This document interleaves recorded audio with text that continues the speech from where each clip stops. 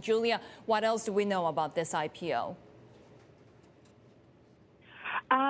So it's actually smaller than expected. The figures that have been bandied about at some point were going up to $10 billion of fundraising. But the valuation is also lower at the lower end of a range. Didi had been reportedly looking at a valuation of up to 100 billion, but in the IPO it's going to be about 60 billion based on the outstanding shares. So there's certainly a little bit of selectiveness and perhaps pushback from investors.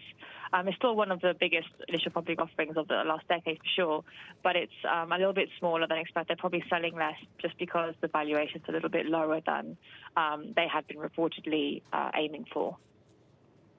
Julia, do we know why we're seeing the muted reaction? Is it because of the regulatory risk that's facing the listing?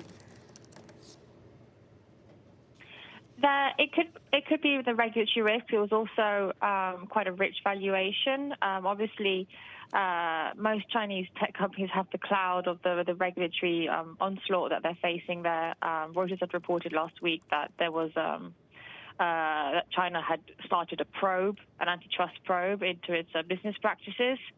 And it's also, Didi was also among the 34 companies that had been ordered by regulators to correct any excesses. So that's certainly clouding.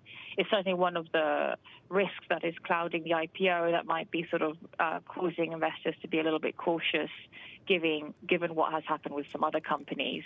So it did say that, Didi did say that it couldn't assure investors that the regulator will be satisfied with its efforts or that it would escape any penalty. So that risk remains. It might also be that investors are generally being a little bit more cautious around high-growth tech companies with their valuations, given the creeping inflation backdrop in the markets.